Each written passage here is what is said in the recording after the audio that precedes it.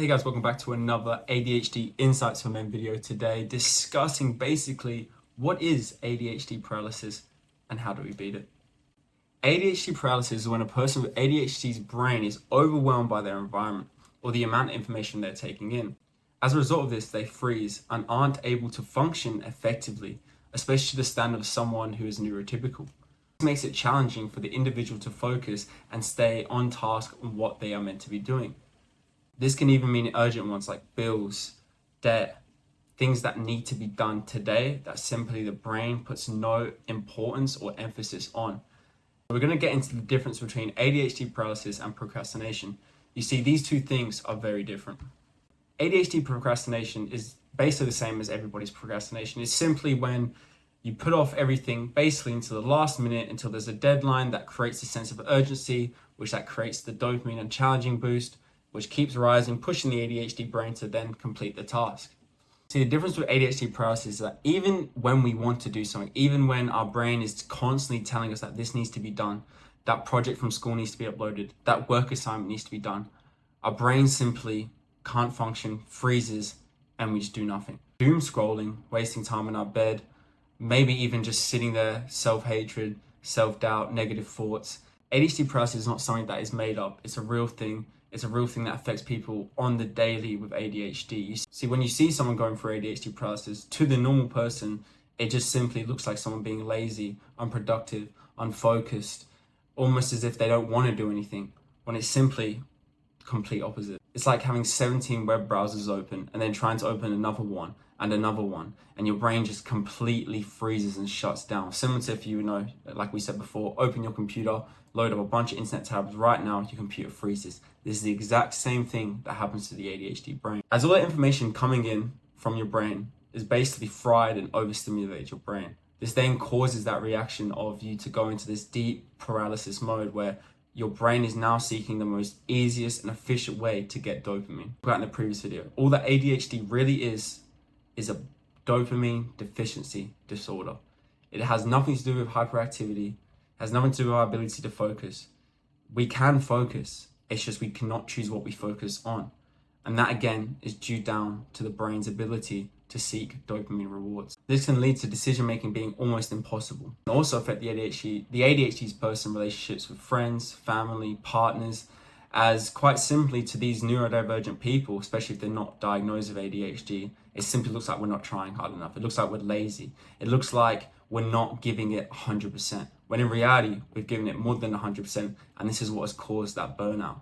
There's three types of ADHD paralysis: the mental paralysis, task paralysis, choice paralysis. This one being mental paralysis. All that mental paralysis really is when the brain gets overstimulated, like we mentioned before, shuts down, and you just can't do anything mentally. I mean, anything that takes any mental energy cannot be done. Task paralysis is basically when you cannot start or finish a task.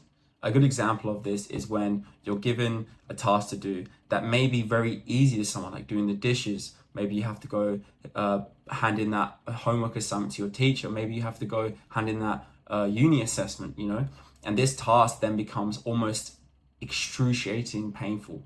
So like we talked about before with that TikTok, if you mention that hot plate, it's almost like trying to force someone to touch a hot plate against their own will. You gotta remember, the ADHD's brain's always working against us.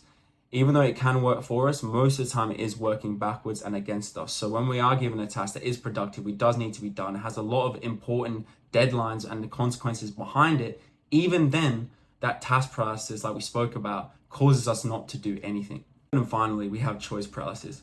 All that choice paralysis is similar to task paralysis, is when you're given too many choices. So we can look at this when we go shopping, maybe you have to buy a certain brand of milk, but then there's 4 different types of that brand, and now you're not sure which one to get. Now you're on Google looking up which one's the healthiest, you're really deep diving it. And another example of this is when you go out for food. If you look at the menu, so many options, so many things to choose from. Well, what would I have this time? And then it almost becomes this impossible thing, especially when you've never been there before and you don't have like a favorite item you normally get. It can be very hard to choose a dish or choose a meal. Number 1, the 5-second rule by Mel Robbins. So if you don't know what the 5-second rule is, basically what the 5-second rule is counting down in your brain 5, 4, 3, 2, 1 before starting or doing anything. The science behind the 5-second rule is metacognition. Metacognition is a fancy word for your brain's ability to outsmart itself. When you count backwards, breaking that unconscious habit loop you have in your brain and creating a conscious habit that can then be started. All it takes is counting down 5, 4, 3, 2, 1. This counting process overrides the brain's unconscious thoughts telling you to do bad dopamine things, to lie in bed, to doom scroll, and will actually make it very easy to then go and start something. The best way to implement this, I've found personally, with using the 5-second rule, is breaking down a big task into a little task. So this leads us into our second solution for today, breaking down tasks. You see, a lot of ADHD people tend to have this perfection mindset where they want to get everything done straight away, and they look at the big picture a lot of times, which can be a good thing, but can also be very damaging for the ADHD brain. You see, when you look at the big picture all the time and you don't break down these tasks into smaller achievable steps, you then get overwhelmed, overstimulated, causing this ADHD paralysis. Breaking down the task, it makes it more manageable and more almost agreeable to your brain to start. To give you a solid example, say you need to go shopping today. Instead of telling yourself, I need to go shopping, I need to do this, break it down. What is the first step? Get out of bed. What is the second step? Brush your teeth, have a shower. Third step, get into your car. I know this might sound so silly and stupid to break down these tasks into almost too achievable, where it feels like you're above that. Trust me, you're not. Because if you're above that, you wouldn't be doom scrolling or even looking up this video right now. It can even be used for things like cleaning your room. Instead of just thinking of the whole thing of, oh my God, I have to clean my room today, you could simply look at it as, okay, I need to make my bed first, then clean up all the cups off the side of my table. The things that help you start and build momentum to create that dopamine circuit and almost like trick your brain into thinking it's getting a reward. This now leads me to my next tip. Use rewards as an incentive. When you use rewards as an incentive, it then tricks your brain, again, like we spoke about, into doing these hard tasks that you really don't want to do due to knowing that you're getting a reward after it. You see, the ADHD brain is so smart. It understands that by doing this task, I will be rewarded with so much dopamine. Like we always talk about, this brain is a dopamine seeking missile. It's always constantly looking for the next thing to give it dopamine. It's why we're always so distracted. It's why we can never really maintain focus. The brain understands that if you set up a reward in place for doing that hard task, like maybe your reward is you're going to go have your favorite beverage or like soft drink, or even something that it can be healthy as well, and healthy option obviously, but it doesn't necessarily have to be the best thing in the world. It can be just, for example, having a glass of wine, having a beer at the end. But yeah guys, using rewards as an incentive, like I said, is a great way to just trick the brain into getting those hard to do tasks done and out of the way. My next tip, write everything down. Your working memory in ADHD is terrible. It's probably the biggest thing that we struggle with. That's why your memory from 6 months or a year ago, you can remember that one line in that one movie that you watched so long ago, and you can remember exactly what friends were there, what time it was, but then you forgot that appointment you booked yesterday. That is because the ADHD's brain's working memory is broken. It basically doesn't work. It doesn't exist. This is why you need to write everything down. And I cannot stress this enough. Write important appointments down. Write things down that you think you will forget. And this will stop your brain from just being so paralyzed by the constant juggling of things to remember. I can't not forget my mom's birthday or my dad's birthday. Write things down, guys. Personally, I think buying a journal is the best way to do it. But I know a lot of ADHD people have bought many journals and not even opened it or left it in somewhere they can't find.